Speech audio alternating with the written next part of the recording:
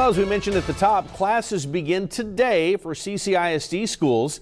That means there will be more buses and drivers on the roads. And of course, it means that school zones will be back in force.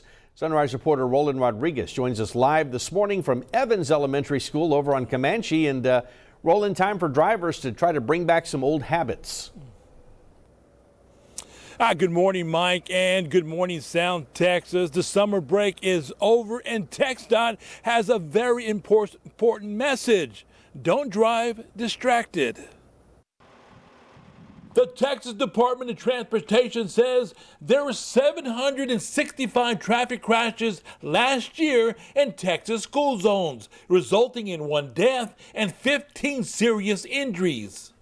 The main causes of this were failure to control speed, driver inattention, and failure to yield the right-of-way. And this includes turning left into a private drive, such as a school entrance. Last year, there were close to 2,500 crashes involving school buses, and this resulted in 5 fatalities.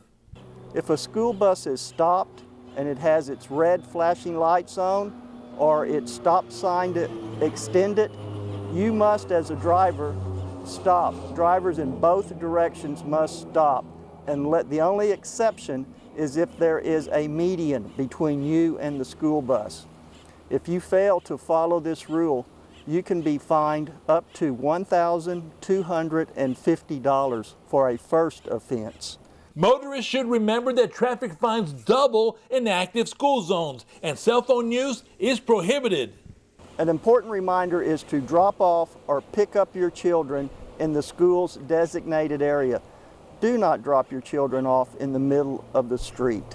TxDOT is also telling parents to teach their kids to make eye contact with the driver, and don't assume that just because you're crossing in a crosswalk, the driver is going to stop.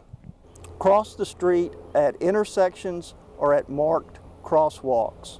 Always obey your crossing guards. They're looking out for you. They'll help you get across the street safely. Never assume that a driver sees you if you're walking or biking to school. Make contact with the driver. Of course, as we start the new school year, drivers also need to be patient. Mike?